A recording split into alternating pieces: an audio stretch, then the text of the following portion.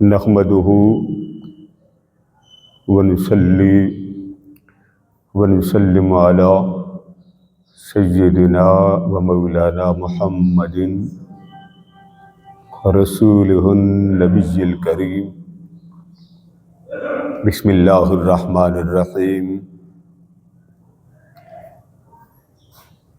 لیغفر لک اللہ ما تقدم من ذنبک وما تأخر، صدق اللہ مولانا العظیم۔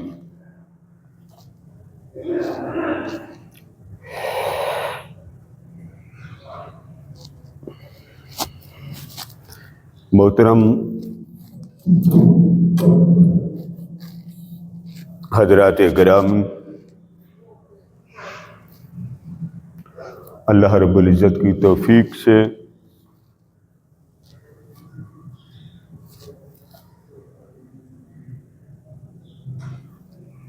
یہ مبارک مہینہ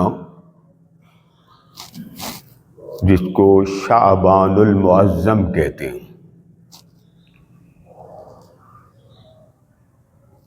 یہ ایسا برکت والا، اللہ کی کرم نوازی والا، اس کی عنایات والا مہینہ ہے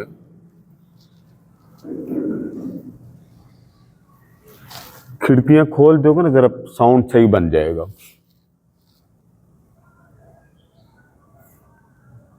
جس میں اللہ رب العزت نے بہت کرم نوازیاں فرمائی۔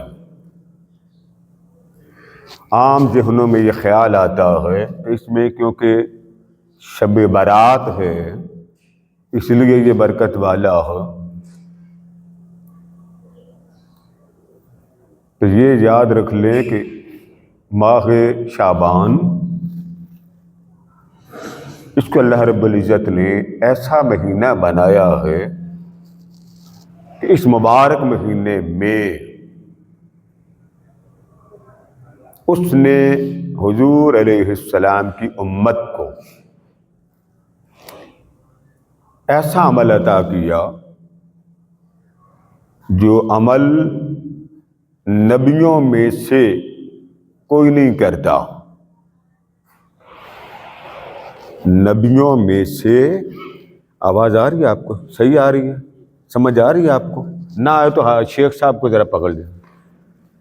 نبیوں میں سے کسی نے وہ عمل نہیں کیا، اللہ نے وہ عمل خود بتایا وہ مہینہ شعبان کا۔ اور اس مبارک مہینے کو اللہ رب العزت نے حضور علیہ السلام کا مہینہ بنایا۔ ماہ شعبان ایسا مبارک مہینہ ہے جس کو اللہ رب العزت نے اپنے حبیب کے نام پر کیا، ہیں سارے اس کے مہینے۔ تو آقا نے فرمایا الشعبان لی، شعبان میرا مہینہ۔ رجب آتا تھا تو آقا کریم دعا فرمایا کرتے تھے اللہم بارک لنا فی رجب و شعبان و بلغنا فی رمضان۔ فرمایا اے اللہ رجب کے مہینے میں ہمارے لیے برکت دے اور شعبان میں برکت دے، اور اسی طرح ان مہینوں کی برکتوں رحمتوں میں سے چلاتا چلاتا ماہ رمضان میں لے جا۔ یہ دعا آپ کے رجب کے مہینے میں ہوا کرتی۔ کثرت کے ساتھ آقا دو جہاں علیہ السلام رجب میں روزے رکھتے تھے، اور اس سے بھی زیادہ آپ کے روزے ماہ شعبان میں ہوتے تھے۔ تو اللہ کا عمل جو اس نے ماہ شعبان میں حضور اکرم صلی اللہ علیہ وآلہ وسلم کو عطا فرمایا وہ ہے کثرت کے ساتھ درود و سلام پڑھنا۔ کثرت کے ساتھ درود پڑھنے کا عمل خدا، اور وہ بن گیا تحفہ مصطفیٰ۔ عمل خدا کا تھا اور عطا مصطفیٰ کو ہو گیا۔ وہ تحفہ جس مبارک مہینے میں اللہ رب العزت نے عطا کیا ہے اس کا نام ہے شعبان المعظم۔ اب یہ تو ایک تمہیدی بات تھی، اب آتے ہیں اپنے مضمون کی طرف۔ ایک بات یاد رکھ لیں اور اس کو پلے باندھ لیں زندگی بھر کے لیے، وہ یہ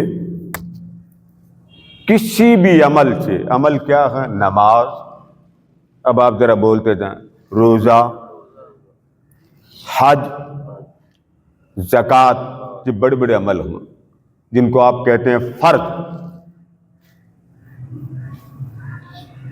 ان میں سے جتنے بھی اعمال بمائے ان کے بخشش کا دار و مدار، معافی کا دار و مدار کسی بھی عمل پر نہیں ہے۔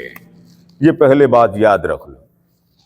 نماز پر اگر کوئی شخص کہے جی کہ میں نماز پڑھوں گا تو اللہ بخش دے گا، روزے رکھوں گا تو اللہ بخش دے گا، حاجی بن جاؤں گا تو اللہ بخش دے گا، عالم بن جاؤں گا تو اللہ بخش دے گا، حافظ بن جاؤں تو اللہ بخش دے گا، صدقہ و خیرات کروں تو اللہ بخش دے گا، نیکی کروں تو اللہ بخش دے گا، تو یہ بات پہلے پلے باندھ لیں، بخشش کا دار و مدار کسی عمل پر نہیں ہے۔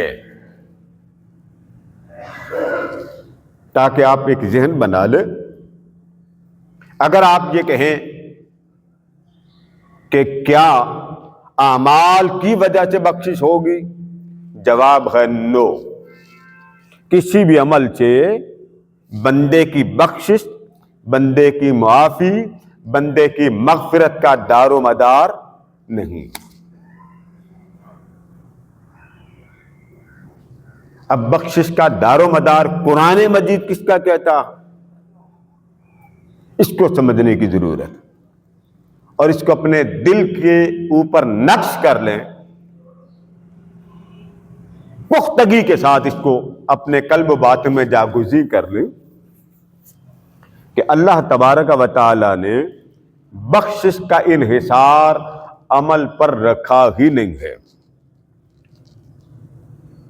بخشش ہوتی ہے، معافی ہوتی ہے، مغفرت ہوتی ہے، اس کو اللہ رب العزت نے بنیاد، جس عمل کے ارد گرد معافی گھومتی ہے، جس ذات کے ارد گرد بخشش گھومتی ہے، جس پیکر وجود کے ارد گرد جو بخشش کا محور ہے، جو بخشش کی بنیاد ہے، جو بخشش کی بیس ہے، جس کی وجہ سے بخشش ہوتی ہے، اگر وہ بیس آپ کے پاس نہیں ہے، نماز پڑھ لیں، روزے رکھ لیں، حج کر لیں، تو کبھی معافی اور بخشش نہیں ہوگی۔ اب وہ بخشش کس پر ہے؟ قرآن مجید کا حکم اور واضح دو ٹوک اعلان ہے، بخشش کا دار و مدار کسی عمل پر نہیں ہے، بخشش کا دار و مدار نسبت مصطفیٰ پر ہے۔ اب ذرا اونچا بولی، کس پر ہے؟ آپ ذرا ٹھنڈے ٹھنڈے بیٹھے ہیں، میں ویسے بڑا شریف انسان ہوں، میں نہیں آپ کو بلاتا، چھیڑتے ہی نہیں، کیونکہ آپ شریف لوگ ہیں، شریف ملک میں رہتے ہیں، اور شریف آپ کا کلچر ایسے ہی ہے نا، یعنی نہ چھیڑیں، نہ آپ نے کھیلنا اور نہ کھیلنے، قسم کھائیے نہیں بولنا۔ تو میں کچھ دنوں سے میں تھوڑی سی شرافت آپ کو بھی دے رہا ہوں کہ چلو میرا ساتھ دیں، آواز نکال لیا کریں۔ بازار میں آپ نے شیخ صاحب نے مال دینا ہو تو اونچی اونچی آواز سے کسٹمر کو بلا لیتے ہیں، آ جائیں جی مال بڑا اچھا، میں تو وہ بھی نہیں کرتا۔ تو میں تو یہ چاہتا ہوں کہ چلو حضور کا ذکر کریں۔ اب ذرا اونچا بولیں، کس کا ذکر؟ میں بار بار اس لیے پوچھتا ہوں کہ مجھے ساؤنڈ کی آواز کا پتہ نہیں چلتا، آپ کو آواز صحیح آ رہی ہے، کلیئر آ رہی ہے؟ میں نے ایک جملہ بولا، بخشش کا دار و مدار نہ نماز پر، نہ روزے پر، نہ حج پر، نہ زکوٰۃ پر، نہ کسی عمل پر۔ بخشش ہوگی تو نسبت مصطفیٰ سے ہوگی۔ اونچا بولی، کس نسبت پر؟ اب اس سے ذہن ذرا صاف کرنا، ایک بنیاد آپ اس کی بیس بنا لی، بخشش اس کا محور و مرکز، اس کی بنیاد اور اس کا مین جو مرکز ہے وہ عمل نہیں، وہ تعلق مصطفیٰ ہے، قربت مصطفیٰ ہے، لذت مصطفیٰ ہے، نسبت مصطفیٰ ہے۔ اب اس کو ذرا سمجھنے کی ضرورت. کوئی شخص حضور علیہ السلام کے سنتوں پر چلتا ہو، یہ بھی ایک نسبت، یعنی اللہ کے رحمت اور مغفرت فرما دینے کی ایک نسبت حضور کے ساتھ تعلق ہے، وہ حضور کی ایک ادا پہ چلتا. نعت سن کے رو لینا، یہ بھی ایک نسبت ہے. ذکر مدینہ کرتے کرتے عشق کا بامبڑ مچا لینا، یہ بھی ایک نسبت ہے.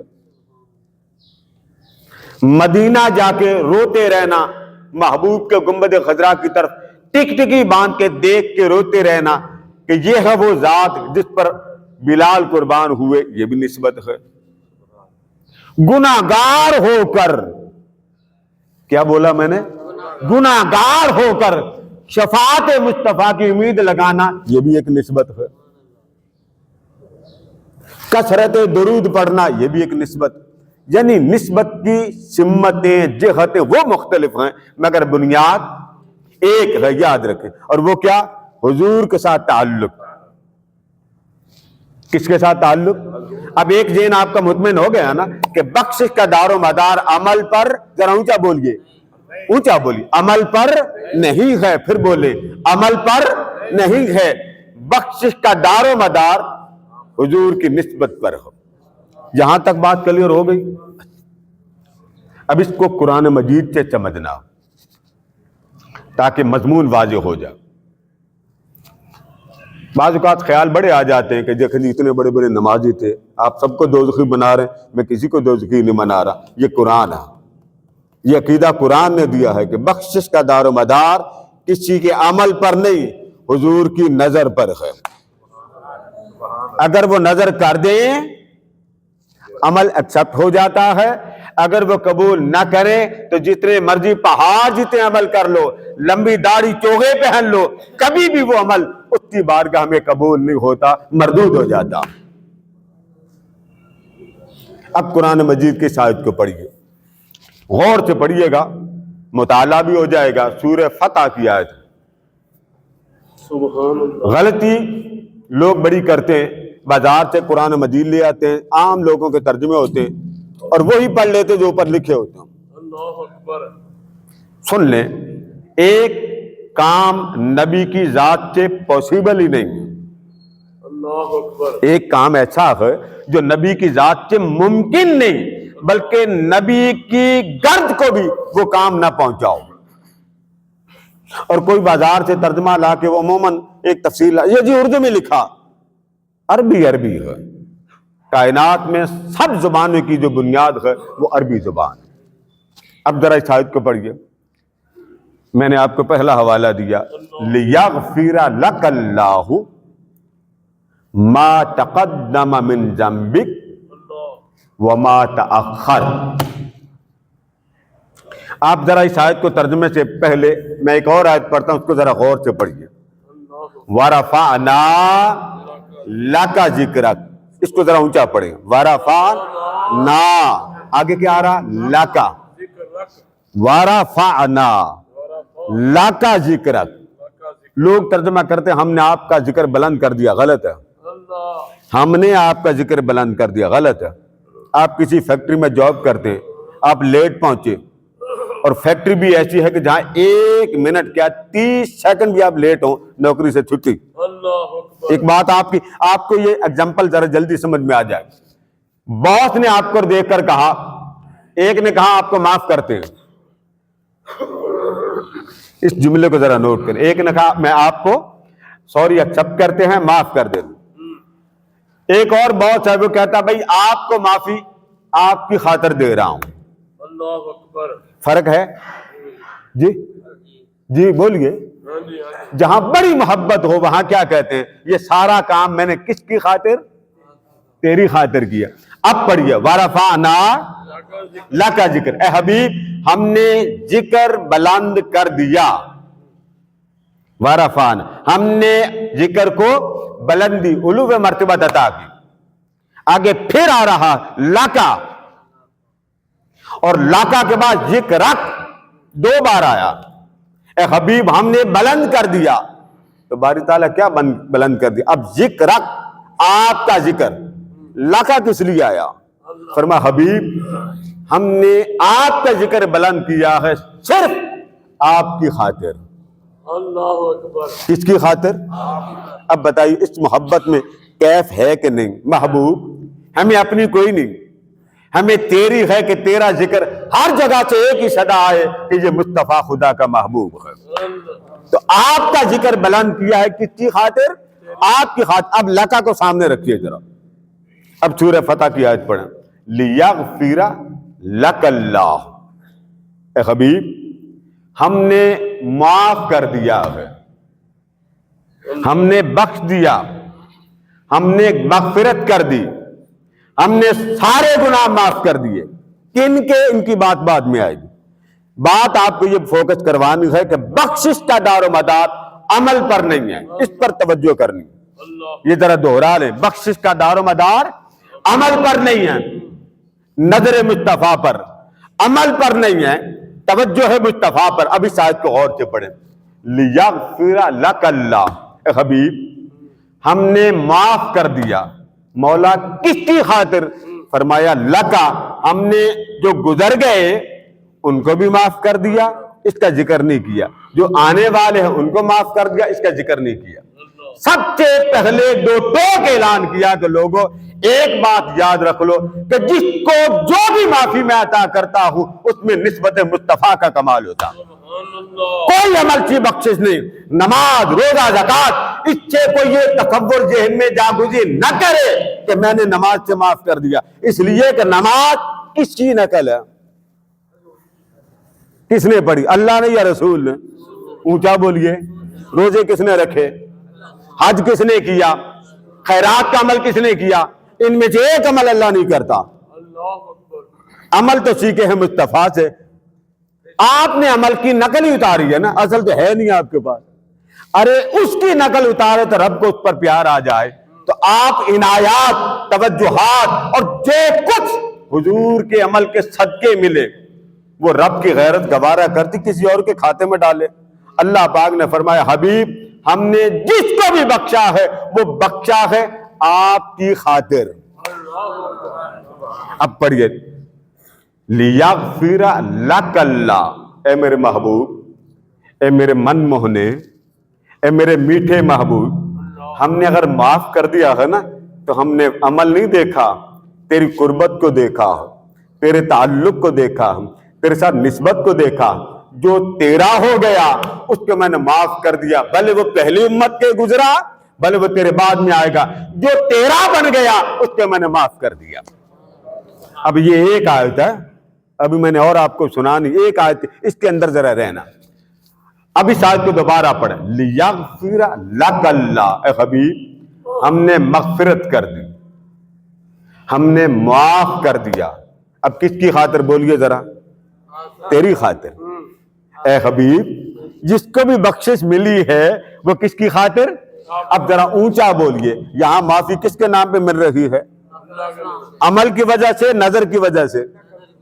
بولیے نا، آپ وہ تو نہیں ہوگے جو مانتے ہی نہیں، پھر اونچا بولے نا، کیمرہ لگا میں تو نہیں نام لیتا نا۔ ہاں جی، بخشش کس کی خاطر؟ جتنے بیٹھے حضور کی خاطر۔ پھر بولیے کس کی خاطر؟ یہاں کوئی عمل کا ذکر ہے؟ بولیے نا، تو پیچھے رہ کیا گیا؟ جب نسبت اتنی کار آمد ہے کہ یہاں رب عمل نہیں دیکھتا، نظر دیکھتا، یار کی نظر ہے کہ نہیں۔ اب اس آیت کو آگے پڑھیں، ارشاد فرما حبیب ہم نے بخش دیا ہے آپ کی خاطر، اور نسبت میں نے اس کی تعریف آپ کو بتا دی۔ نسبت کی سمتیں ہوتی، کہیں حضور کے نام پر بندہ رو لیتا ہے، کہیں حضور کی ذات کے ساتھ تعلق بنا لیتا ہے۔ اب یہاں ایک لفظ آ رہا ہے ذنب، زال نون با۔ بعض لوگ نادانی میں معنی یہ کرتے ہیں کہ معاذ اللہ یا رسول اللہ صلی اللہ علیہ وسلم ہم نے آپ کے گناہ جو خلاف اولا تھے وہ معاف کر دیے۔ ذنب کا معنی زے زال نون با، نرا گناہ لینا سب سے بڑی جہالت۔ آپ لغت کی کتابیں اٹھائیے، اس میں معنی لکھا ہوا ہے ذنبن کا، ذنبن، ذنبن، اس کا ایک معنی ہے التابع، یعنی ہر وہ شخص جو مصطفیٰ کا امتی ہو گیا وہ حضور کا تابع ہو گیا. تو جو تابع ہو گیا محبوب تیرا ہو گیا اس کے لیے خوشخبری ہے کہ جس کی نسبت مصطفیٰ کے ساتھ ہو گئی خواہ وہ آپ سے پہلے گزر گیا خواہ وہ آپ کے بعد آئے گا اسے بخشش جب بھی ملے گی وہ آمنہ کے لال کی نسبت کے صدقے ملے گی. لہذا ذنب کا معنی موسیٰ علیہ السلام پر ایک بات ہوئی اس پر بھی ذنب آیا. موسیٰ علیہ السلام سے لوگوں نے پوچھا کسی وجہ سے تو ایک شخص سامنے کھڑا تھا تو آپ نے فرمایا حضرت یعقوب علیہ السلام سے یہاں پر میں ان میں الجھ گیا ہوں. تو اب یہ لفظ وہ بول رہے ہیں موسیٰ علیہ السلام تو وہاں بول رہے ہیں کہ ان کا مجھ پر ایک گناہ ہے. لفظ بول رہے ہیں ترجمہ یہ بنتا ہے جبکہ حقیقت میں مفسرین نے لکھا ذنب کا معنی گناہ نہیں ہوتا. موسیٰ علیہ السلام نبی ہے اور نبی سے کبھی گناہ صادر نہیں ہوتا. نبی بھولتا نہیں بلایا جاتا. نبی بھولتا نہیں ہے بلایا جاتا. تو بلانا امت کی خاطر ہوتا حکمت ہوتی ہے. آپ نماز میں بھول جاتے ہیں تو بعد میں کسر کیسے پوری کرتے ہیں؟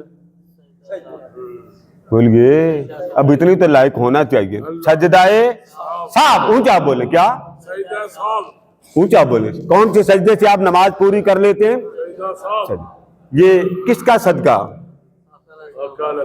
حضور کو بلایا گیا تو آقا نے فرمایا نبی بھولا نہیں کرتے بلایا جاتا. تو بلایا جانا بھی امت کی خاطر ہوتا. سبحان اللہ. بات سمجھ گئے نا؟ اب لیغفر لک اللہ ما تقدم من ذنبک اے حبیب ہم نے جس کو بھی معاف کر دیا ہے پہلے یہ دیکھا وہ تیرا ہے کہ نہیں.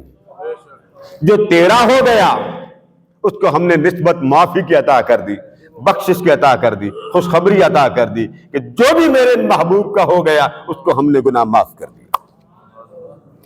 ورنہ آپ انبیاء سابقین کا حال پڑھ لیں. رب ذوالجلال نے خود فرمایا حبیب میرا ایک دستور ہے وہ نہ بدلا ہے نہ بدلتا. حالات بدل جائیں احوال بدل جائیں امتیں بدل جائیں میں اپنا دستور نہیں بدلتا میں اپنا قانون نہیں بدلتا میں اپنے ضابطے نہیں بدلتا. فرمایا سنت اللہ التی قد خلت من قبل بڑی بڑی میرے اصول گزر گئے وَلَن تَجِدَ لِسُنَّتِ اللَّهِ تَبْدِيلًا. اے حبیب میرا یہ دستور رہا ہے میرا یہ معمول رہا ہے میرا یہ اسلوب رہا ہے اور میرا یہ اصول رہا ہے. جس نے امت سابقہ میں سے کسی نبی کے امتی نے نبی کی نہیں مانی میں نے نبی کی زندگی میں ان امتوں کو تباہ و برباد کر دیا. طوفان نوح دیکھ لیں کوئی بھی نہ بچا اڑا کے رکھ دیا. قوم ہود کے دیکھ لیں ان کو ان کی زندگی میں برباد کیا. قوم لوط کے دیکھ لیں پتھروں کی بارش کی. فرمایا محبوب ہمارا دستور ہے جو نبی کے نہ مانے ہم نبی کی زندگی میں اس کو تباہ و برباد کر دیتے. تباہی و بربادی کئی نبیوں کی زندگی میں آئی اور نبی کی نہ ماننے والے برباد کر دیے گئے. زمین نیچے سے اٹھا کر اوپر لے جا کر پلٹا کے رکھ دیا گیا اور ان کے چیٹھے اڑا دیے. کیوں اڑائے؟ کہ نبیوں کے نہیں مانتے تھے. آپ موسیٰ کی قوم کا حال پڑھ لیں نوح علیہ السلام کی قوم کا حال پڑھ لیں لوط علیہ السلام کی قوم کا حال پڑھ لیں ابراہیم علیہ السلام کی قوم کا حال پڑھ لیں. نبیوں کی زندگی میں رب نے جو بھی امت نبی کی نافرمان ہوئی رب نے ان کو زندہ نہ رکھا. فرمایا محبوب ہمارا دستور یہ ہے جس نے نبی کی نہ مانی ہم اس کو زندہ رہنے کا حق نہیں دیتے. یہ ہمارا دستور چلایا. ان کو وبا میں گھیرا لشکر کے لشکر بیماریوں کے نازل کیے خنزیروں کی شکل بنا دی بندر بنا دیے گئے ان کی فصلوں کو اڑا دیا ان کے لیے سیلاب لائے گئے اور بڑے بڑے کیڑے مکوڑے ان کے زمانے کے عذاب بنا کے نازل کیے. یہ میرا دستور ہے اور ہمارا دستور صدیوں سے چلا رہا ہے. ہمارے اصول میں کبھی تبدیلی اونچا بولیے نا کبھی تبدیلی نہیں آئی. یہ دستور آدم سے لے کے آج تک چلا آتا رہا اور اس دستور میں اس اصول میں کبھی رد و بدل نہیں ہوا. میں مالک جو ہوا مگر آج تک یہ دستور آیا کوئی اس پہ تبدیلی نہیں لائے رد و بدل نہیں کیا. جس نبی نے امتوں نے حضور اکرم صلی اللہ تعالیٰ علیہ وآلہ وسلم کی اتباع نہ کی اس سے پہلے نبیوں میں جن کی امتیں گزری جس نے نبی کی فرما برداری نہیں کی اسے زندگی میں زندہ رہنے کا حق عطا نہیں کیا، اڑا کے رکھ دیا، عذاب دیا، مچل دیے گئے، ان کو مار کر کئی ہزار کیا لاکھوں کی تعداد میں ان کی لاشوں کو ختم کر دیا گیا۔ کیا وجہ تھی؟ کہ وہ نبی کے فرما بردار۔ فرما سنت اللہ التی قد خلت من قبل ولن تجد لسنت اللہ تبدیلا۔ حبیب ہمارا یہ دستور نہ بدلا ہے نہ بدلیں گے، اور یہ دستور ہم نے آج تک قائم رکھا کہ جس نے نہیں مانی، فرما بردار نہیں ہوا، نبی کا ادب نہیں کیا، نبی کا حیا نہیں کیا، اسے زندہ نہ رکھا، اس کو پتھروں کی بارش سے مار کے رکھ دیا، سنسار ہوئے، برباد ہوئے، جلا دیا، غرق کر دیا۔ مگر اب تیری باری آئی ہے، اب کیا کرے؟ انہیں دیکھے تجھے دیکھے، اب تیری باری ہے۔ اب محبوب جب تیرا منہ دیکھتے ہیں تو ظلم کم ان کے بھی نہیں ہیں۔ بھائی حضور پر پتھروں کی بارش ہوئی کہ نہیں؟ اونچا بولیے۔ مارا ہے طائف کے بازار میں، آپ کی آواز نہیں اتنی آ رہی، پتھروں کی بارش ہوئی کہ نہیں؟ اونچا بولے نا، اتنا مجمع ہو تو آپ کی آواز 4 بندوں کی آئے۔ آپ کے ہونٹ میں دیکھ رہا ہوں، جتنے بزرگ بیٹھے یہ بارش ان کے بھی ہونٹ دیکھوں گا، اور جو ماشاءاللہ ان کو بھی۔ یہ بتائیے حضور کو طائف کے بازار میں مارا گیا؟ اونچا بولیے تاکہ آپ کو اسلامیات بھی یاد ہو جائے۔ اتنا مارا گیا کہ لونڈے آپ کو اٹھاتے تھے اور حضور کے قدموں پر پتھروں کی بارش کرتے۔ حضور جہاں بیٹھتے وہ پکڑ کے پھر کھڑا کرتے، پھر پتھروں کی بارش کرتے۔ زید بن حارثہ تھا،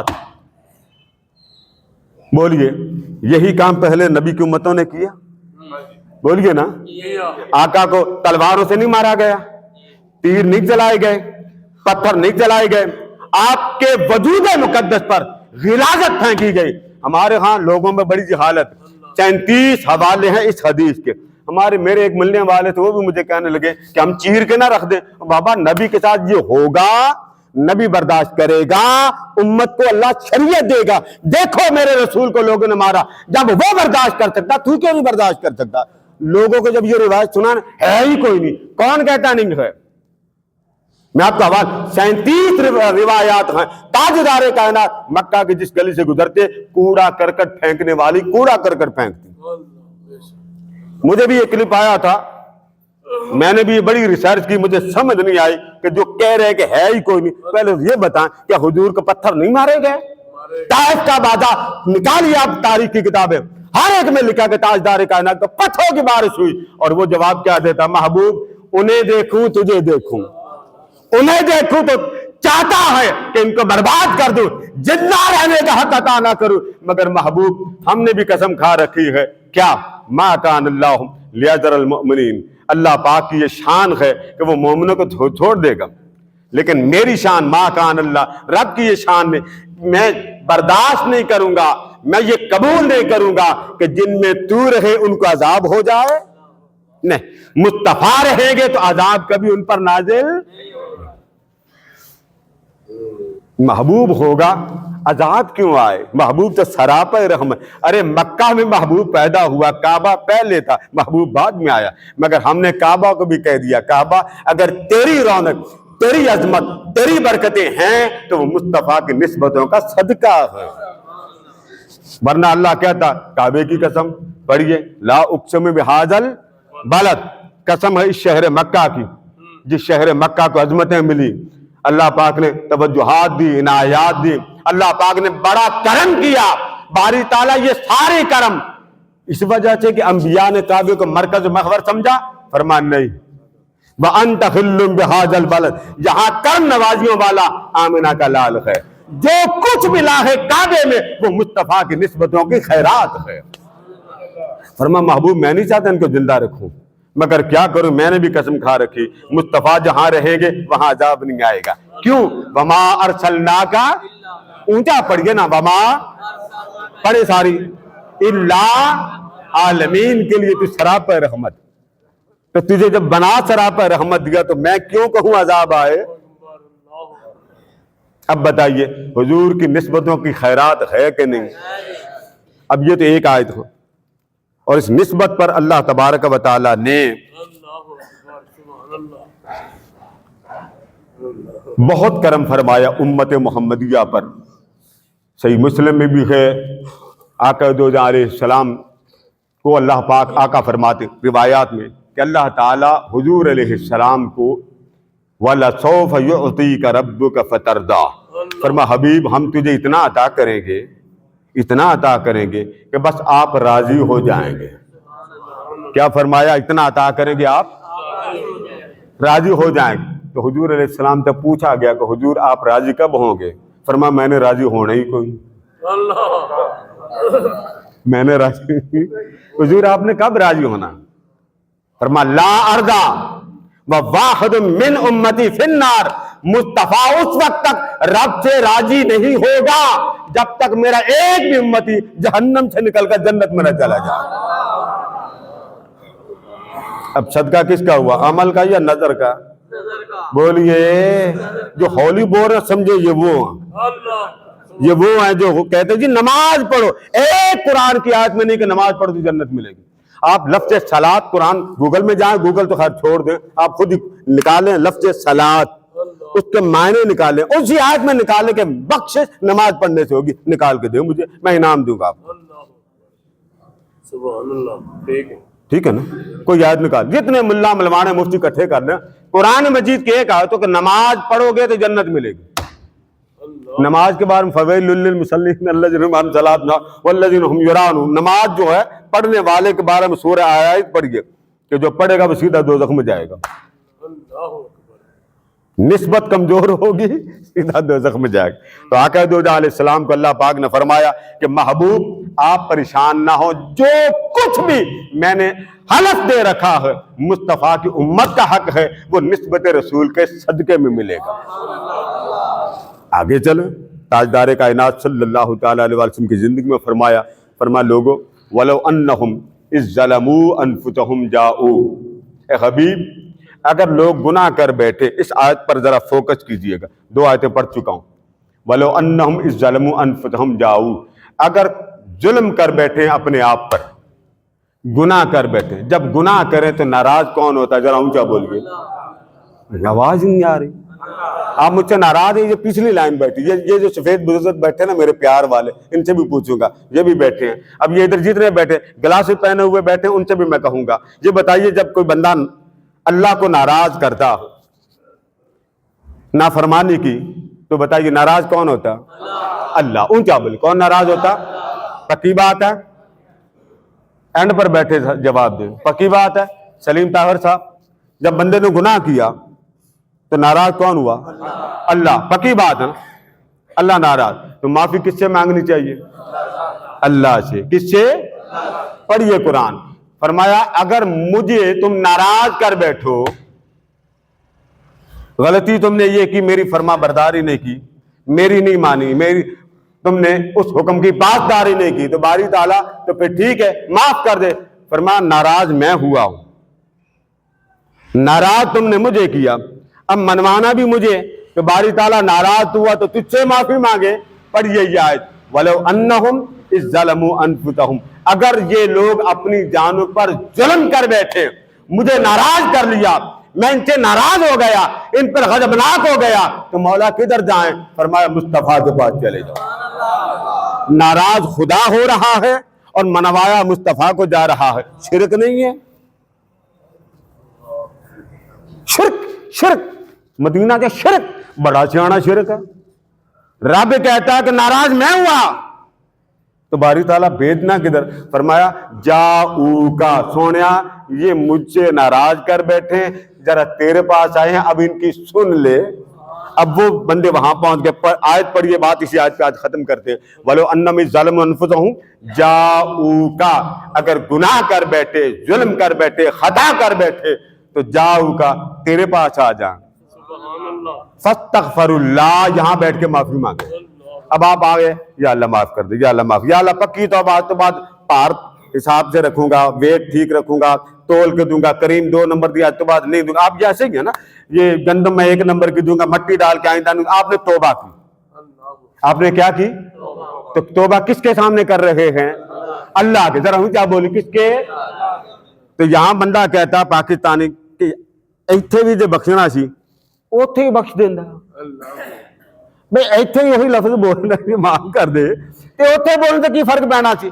آگے سنیے وَاسْتَغْفَرَ لَهُمُ الرَّسُولُ فرمایا بندے یہی تجھے سمجھانا چاہتا ہوں تیری معافی تیرے مانگ لینے سے نہیں ملے گی مصطفیٰ کے ہونٹ ہل جانے سے ملے گی.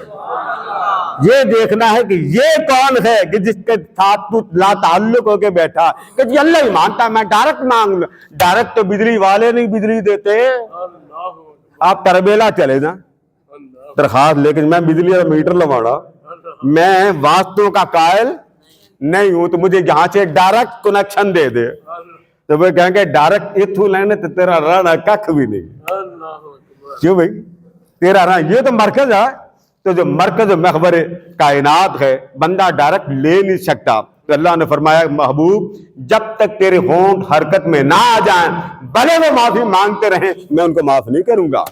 ناراض مجھے کیا ہے راضی تجھے کرے. ہے کوئی دنیا میں ایسی مثال پیر کو ناراض کرے پیر کہے جا میرے پیر کو راضی کر کے آ.